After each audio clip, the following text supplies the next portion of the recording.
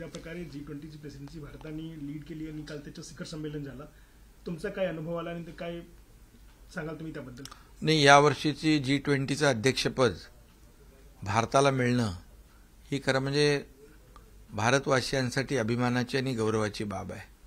आणि हे केवळ आपल्या देशाचे प्रधानमंत्री नरेंद्र मोदीजी यांच्यामुळे शक्य झालं.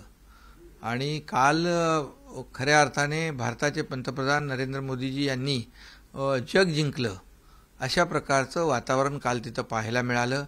कालचा हा G20चा कार्यक्रम हा ऐतिहासिक आणि सुवर्ण दिन होता. कारण आज आपण जर पाहिलं तर अख्ख्या जगभरातले म्हणजे America, Britain, France, Germany, European countries सगळ्या देशाचे प्रमुख राष्ट्राध्यक्ष, पंतप्रधान दिल्लीमध्ये आले होते. जो बायडन असतील, ऋषी सुनक असतील आणि अनेक असतील. खरं म्हणजे आपण आतापर्यंत बोलत होतो की देशाचं नाव जगात अभिमानाने घेतलं जातं, देशाचं नाव प्रधानमंत्र्यांनी जगभरात रोशन केलं असं आपण म्हणत होतो. परंतु काल स्वतः आपल्या संपूर्ण देशाने पाहिलं की आपला देश एक जागतिक दर्जावर म्हणजे जागतिक पातळीवर आपला देश जातोय आणि आपला देश महासत्तेकडे वाटचाल करतोय. आणि त्या ठिकाणी आपले आदरणीय प्रधानमंत्री जे आहेत मोदीजी यांच्याकडे एक जागतिक नेता म्हणजे ग्लोबल लीडर म्हणून सगळे पाहू लागलेले आहेत. हे चित्र काल त्या G20च्या नवी दिल्लीच्या कार्यक्रमामध्ये पाहायला मिळालं. हे खरं म्हणजे आमच्या आणि आपल्या सगळ्यांसाठी एक फार मोठं ऐतिहासिक काम आणि ऐतिहासिक ही सगळी जी काही कालची घटना आहे ती पाहायला मिळाली. मी देशाचे प्रधानमंत्री आदरणीय नरेंद्र मोदीजी यांचं मनापासून अभिनंदन करतो. कारण या देशाची अर्थव्यवस्था इतर जगभरातल्या देशांची अर्थव्यवस्था डबघाईला आलेली असताना आज आपली अर्थव्यवस्था कायम ठेवणं किंबहुना ती 10व्यावरून 5व्यावर आणणं आणि आता तर ती मोदीजी म्हणतात की 3ऱ्यावर आणणार. त्यामुळे हे जे कालचं चित्र जे आहे हे महासत्तेकडे किंबहुना देशाला 3ऱ्या अर्थव्यवस्थेकडे नेणारं चित्र पाहायला मिळालं. फार सगळ्यांनाच आनंद झालेला आहे. आणि मोठ्या प्रमाणावर जे आत्तापर्यंतच्या इतिहासामध्ये एवढे देश आणि एवढ्या देशाचे प्रमुख एका व्यासपीठावर एका G20च्या शिखर परिषदेमध्ये पहिल्यांदा पाहायला मिळाले हे असं सगळे तिथे सांगत होते. म्हणजे आतापर्यंतच्या जेवढ्या G20च्या परिषदा झाल्या त्याच्यातली ही सगळ्यात मोठी ऐतिहासिक G20ची परिषद यशस्वी झाली आणि त्याचा मान आपल्या भारत देशाला मिळाला याबद्दल सगळ्यांनाच अभिमान आहे. सर, ज्या प्रकारे मी बघितलं की वसुधैव कुटुंबकम हा सूत्रवाक्य आम्ही घेऊन प्रेसिडेन्सीची सुरुवात केली होती आणि काल सर्व संमतीने एकमताने सर्वांनी जे प्रस्ताव भारताने ठेवला ते पास झाला.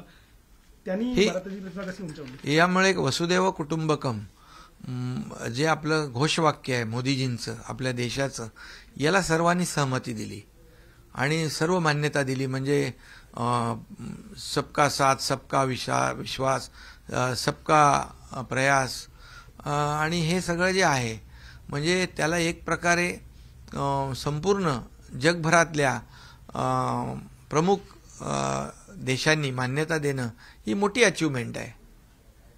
ही मोठी अचिव्हमेंट आहे. काल प्रधानमंत्री ज्या टेबलावर बसले होते खाली इंडियाच्या ऐवजी भारत हा नाव देण्यात आला आणि भारत या शब्दाला आता प्राधान्य दिला जाईल अशी चर्चा सुरू आहे. कसं वाटतं? नाही, बिलकुल. याच्यामध्ये भारत म्हणजे आपला अभिमान आहे.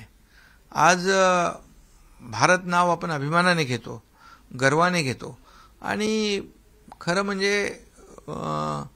आज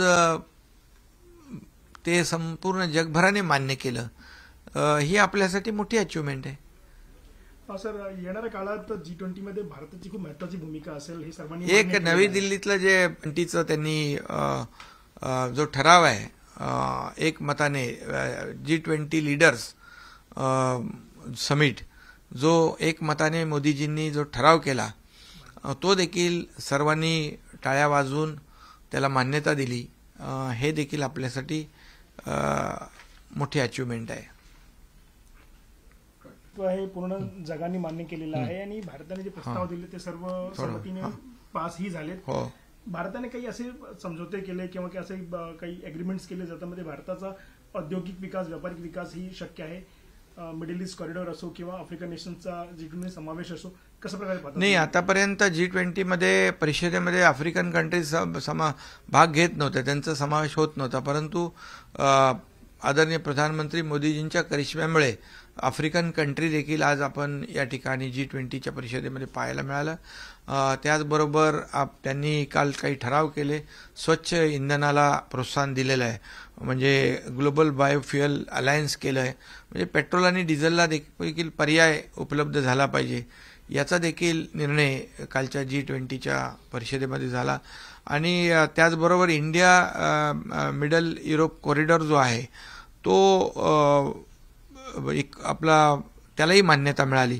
त्यामुळे India middle east Europe economic corridor जो आहे त्याला मान्यता मिळाल्यामुळे व्यापार उदीमासाठी त्याचा फायदा होईल, व्यापार वाढेल. आणि जे आपलं ध्येय आहे भारताचं 5 ट्रिलियनचं, किंबहुना याचा फायदा जगभराला होईल. जे आता G20मध्ये सगळे देश समावेश त्यांनी घेतला होता, त्यांना देखील या करारामुळे फायदा होईल.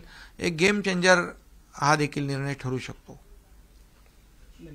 ये समिट हुई है भारत की, ते एक ने पिछले 1 साल में G20 की अध्यक्षता संभाली है और उसका जो समिट हुआ 2 दिनों में, भारत की अंतर्राष्ट्रीय छवि जो थी उसमें काफी सुधार आया है. दुनिया ने देखा है कि भारत की ताकत क्या है और सराहा भी है. आप खुद भी कल G20 के जो नेताओं की डिनर थी उसमें शामिल रहे. किस तरह से आपने अनुभव किया भारत की इस बढ़ती ताकत को, और G20 में जो समझौते हो रहे हैं या जो अनाउंसेस हो रहे हैं, जो विदेशी नेता आकर के भारत की तारीफ कर रहे हैं, भारत के प्रति अपनी प्रतिबद्धता जता रहे हैं, कैसे आप विचार व्यक्त करें? ये इसमें तो G20 जो परिषद हुई वो बहुत ही ऐतिहासिक और स्वर्णिम थी. मैं खुद उसमें शामिल था, शामिल होने का मुझे सौभाग्य प्राप्त हुआ.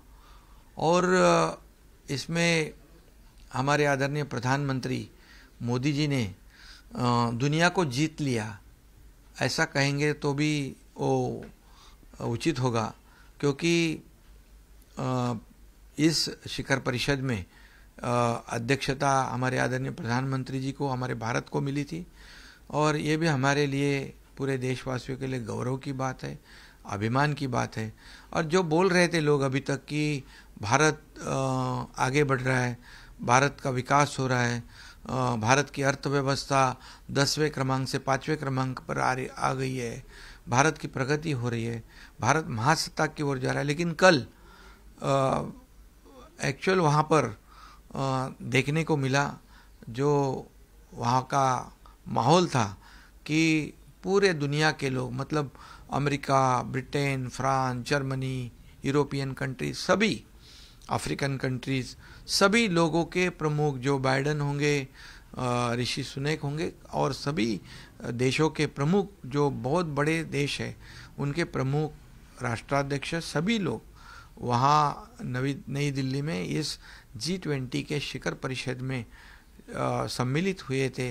ये बहुत बड़ी अचीवमेंट है. एक साथ में हमारे देश में इतने सभी लोगों का एक प्लेटफॉर्म पर लाना इस G20 के शिखर परिषद के माध्यम से, ये हमारे लिए बहुत बड़ी अचीवमेंट है. और इसके जो हमारे आदरणीय प्रधानमंत्री जी है, इनके बदौलत ही हुआ है. ये सारा श्रेय जो है अभी हमारे आदरणीय प्रधानमंत्री मोदी जी को जाता है. और इसलिए हर एक देशवासियों के मन में उन्होंने सबने ये कार्यक्रम देखा है, और एक गरूर, एक गौरव, एक अभिमान वहाँ पैदा सबके मन में हुआ है.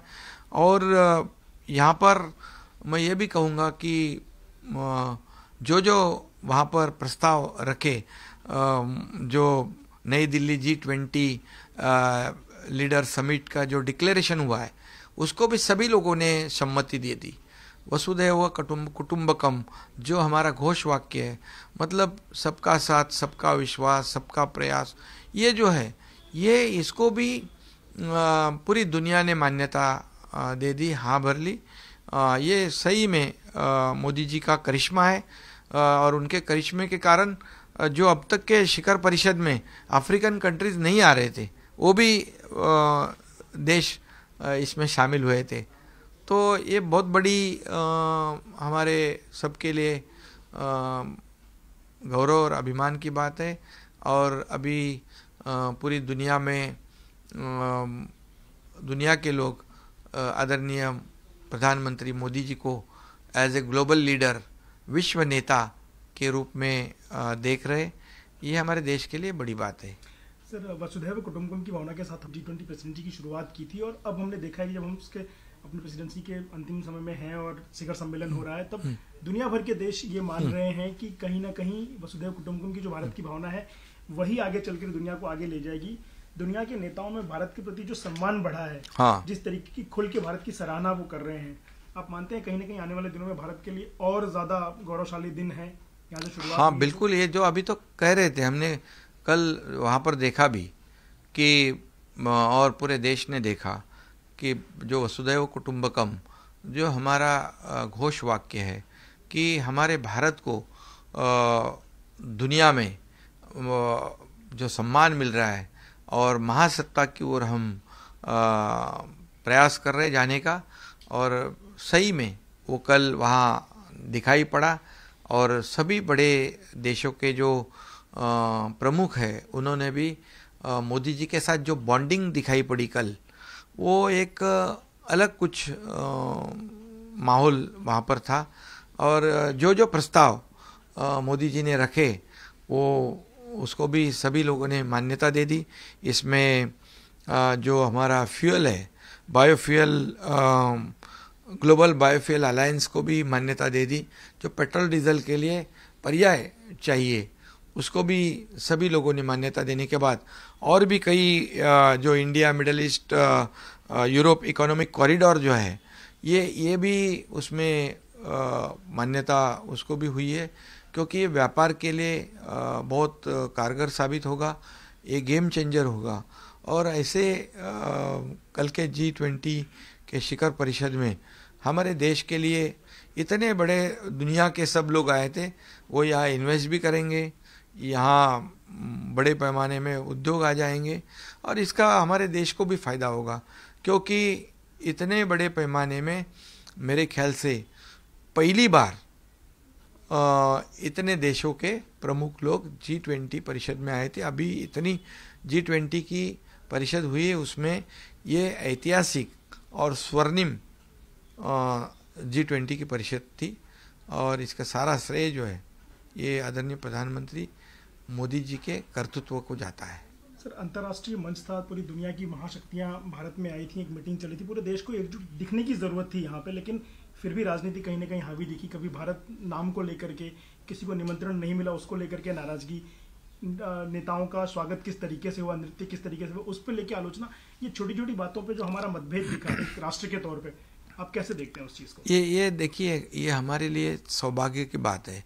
हमारे देश का नाम अगर दुनिया में सम्मान से लोग लेते हैं, और इसका तो अभिमान और गौरव सभी को चाहिए होना, लेकिन दुर्भाग्यवश कई लोग इस पर टिप्पणी करते हैं। हमारे देश की जो प्रगति और उन्नति हो रही है, आज विदेश में जाकर कुछ लोग हमारे देश के बारे में, हमारे प्रधानमंत्री जी के बारे में ऐसे वक्तव्य करना ठीक नहीं है। और ये तो हमारे देश का गौरव है। यहाँ तो दुनिया के लोग आए थे, दुनिया के लोग हमारे देश में आना, ये हमारे लिए बहुत बड़ी बात है। इसलिए हमारे आपसी जो मतभेद है, ये ऐसे समय में आगे लाना उचित नहीं होता, क्योंकि ये हमारे देश का गौरव होता है, हमारे देश का अभिमान ये G20 परिषद से बड़ा हुआ है। और इसलिए अपने छोटे मोटे मुद्दे को ऐसे समय में उछालना, ये राजनीति शोभा नहीं देती है। सर, इंडिया और भारत दोनों ही देश के नाम शुरू से संविधान में स्वीकार किए हैं हमारे देश ने, लेकिन अब जब थोड़ा भारत नाम को महत्व देने की शुरुआत सरकार ने की है, कल प्रधानमंत्री के नाम के साथ भी भारत दिखा, प्रधानमंत्री भारत, तो उसके बाद जो आलोचना शुरू हो रही है भारत नाम को लेकर के, उसे आप कैसे देखते हैं? नहीं, भारत तो अपना घटना के अंदर है, कॉन्स्टिट्यूशन में ही है। भारत कहना एक गर्व की बात होती है। भारतवर्ष, भारत माता की जय। अभी जो हमारे स्वतंत्र वीर जिन्होंने शहादत जिनको हुई है, हमारे देश को आज़ादी जब प्राप्त हुई तब कई देशभक्त भारत माता की जय कहते कहते फांसी पे चढ़ गए। तो भारत ये नाम जो है, ये इसके पीछे एक इतिहास है और इसलिए ये किसी को बुरा लगना और इसमें राजनीति करना ठीक नहीं है। सर, कई बड़े समझौते भी हुए हैं जो न सिर्फ G20 के देशों के लिए फायदेमंद होंगे बल्कि भारत के लिए और ज्यादा उसका फायदा होगा। जैसे खास करके हम middle east Europe economic corridor की बात करें तो वो कितना बड़ा गेम चेंजर होगा भारत के व्यापार के लिए, जबकि हम 5 ट्रिलियन इकोनॉमी होने का सपना देख रहे हैं। नहीं, middle east Europe economic corridor जो है उससे बहुत फ़ायदा हो जाएगा और इसमें हम जो हमारी अर्थव्यवस्था को आगे बढ़ाने का जो सपना देख रहे, $5 ट्रिलियन का सपना देख रहे, ये निश्चित रूप से ये पूरा हो सकता है। और ये जो प्रस्ताव जो है ये गेम चेंजर साबित हो सकता है। आरक्षणाचा पिढ्या जो आहे तो अजून सुटलेला नाही आणि अजूनही त्यांची काही मागण्या आहेत, जसं विचार सरकार करतात आणि उद्या ऑल पार्टी मीटिंग आहे, त्याबद्दल काय सांगायचं? खरं म्हणजे मराठा आरक्षणच्या संदर्भामध्ये अनेक बैठका देखील झाल्या। त्या दिवशी देखील उशिरापर्यंत, रात्री उशिरा म्हणजे जवळपास 2 वाजेपर्यंत मीटिंग झाली आणि मनोज जरांगे पाटील यांच्या शिष्टमंडळाशी देखील सकारात्मक चर्चा झाली। काही त्यांनी मुद्दे मांडले, त्या मुद्द्यावर देखील आपण चर्चा केली। त्याचबरोबर निवृत्त न्यायाधीश शिंदे साहेबांची एक कमिटी आपण नेमलेली आहे। त्याच्यामध्ये जे काही पुरावे आहेत, पुरावे देण्याच्या देखील सूचना झाल्या। एकंदरीत थोडा वेळ आवश्यक आहे, कारण आपण कुठलाही निर्णय घेताना तो कायद्याच्या चौकटीत टिकला पाहिजे, कोर्टामध्ये टिकला पाहिजे, अशा प्रकारचा निर्णय आपण घेणं आवश्यक आहे। आणि सरकारची भूमिका स्पष्ट आहे, मराठा समाजाला आरक्षण देण्याची। आणि म्हणून तर 2018-19 मध्ये मराठा समाजाला आरक्षण दिलं होतं, जेव्हा देवेंद्र फडणवीसजी मुख्यमंत्री होते, मी त्यांच्यासोबत होतो आणि ते आरक्षण हायकोर्टमध्ये कन्फर्म झालं। दुर्दैवाने सुप्रीम कोर्टात टिकलं नाही, परंतु म्हणून अशा प्रकारे आपण जे काही काम करतोय आज की टिकणारं आरक्षण मराठा समाजाला मिळालं पाहिजे, ही भूमिका स्पष्टपणे आहे। आणि ज्या निर्णय देताना सुप्रीम कोर्टाने ज्या काही त्रुटी दाखवलेल्या आहेत, काही जे मुद्दे त्या ठिकाणी ऑब्झर्वेशनमध्ये नोंदवलेले आहेत, या मुद्द्यावर देखील आम्ही नक्की काम करतोय। आणि मराठा समाज हा सामाजिक आणि शैक्षणिक मागास कसा आहे याच्यावर देखील आपलं काम चालू आहे। सगळ्या गोष्टी आपल्याला स्पष्ट करता येत नाहीत, परंतु मराठा समाजाच्या समन्वयक आणि मराठा क्रांती मोर्चाचे कार्यकर्ते असतील, मनोज जरांगे पाटील असतील, यांना माझी विनंती एवढीच आहे की सरकारची भूमिका अतिशय प्रामाणिक आहे। सरकार आपला वेळ काढण्यासाठी काहीतरी खोटी आश्वासनं देऊ शकत नाही, कारण आपल्याला आरक्षण हे द्यायचं आहे। मराठा समाजाला आरक्षण मिळालं पाहिजे, ही भूमिका सरकारची आहे, त्याच्यामध्ये किंतु परंतु नाही। आणि इतर समाजाचं जे आरक्षण आहे ते आरक्षण कमी न करता मराठा समाजाला आरक्षण देणं यासाठी सरकार पूर्णपणे कटिबद्ध आहे। पण माझी सगळ्यांनाच विनंती आणि आवाहन आहे की सरकारला हे सगळं करण्यासाठी त्या सर्वांनीच वेळ दिला पाहिजे। हीच खऱ्या अर्थाने मराठा समाजाला आरक्षण मिळण्याचा मार्ग याच्यातून मोकळा होऊ शकतो। सर्वपक्षीय उद्या देखील त्यासाठी सर्वपक्षीय बैठक बोलवलेली आहे, त्याच्यामध्ये देखील चर्चा होईल, त्याच्यामध्ये देखील काही सूचना येतील, त्याप्रमाणे सरकार पूर्णपणे याच्यात गांभीर्याने अगदी गांभीर्याने काम करते आहे मराठा समाजाला आरक्षण देण्याच्या संदर्भामध्ये। आरक्षण को लेकर बातचीत चल रही है, सकारात्मक चर्चाएं भी हो रही हैं। जरांगे पाटिल ने भी कहा है कि चर्चा चल रही है और चर्चा से ही मार्ग निकलेगा, लेकिन कहीं ना कहीं कुछ ना कुछ अटक रहे हैं पेच। तो कल सर्वदलीय बैठक भी होनी है, क्या तैयारियां सरकार, किस तरह से चर्चा आगे जा रही है? मराठा समाज को आरक्षण देना ये भूमिका सरकार की स्पष्ट है और इसीलिए तो पहले देवेंद्र जी मुख्यमंत्री थे तभी सरकार ने आरक्षण दिया था, वो हाई कोर्ट में कंफर्म भी हुआ, दुर्भाग्य से सुप्रीम कोर्ट में खारिज हुआ। लेकिन जो सुप्रीम कोर्ट ने जो ऑब्जर्वेशन वहाँ पर रजिस्टर की है, वहाँ पर जो त्रुटियाँ, जो खामियाँ उसमें दिखाई है मराठा समाज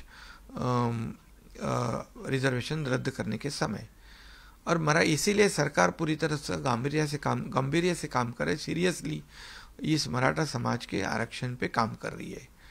मराठा समाज ये सोशली और एजुकेशनली बैकवर्डनेस जो है ये सिद्ध करने का काम भी एक तरफ हमारे लोग कर रहे हैं।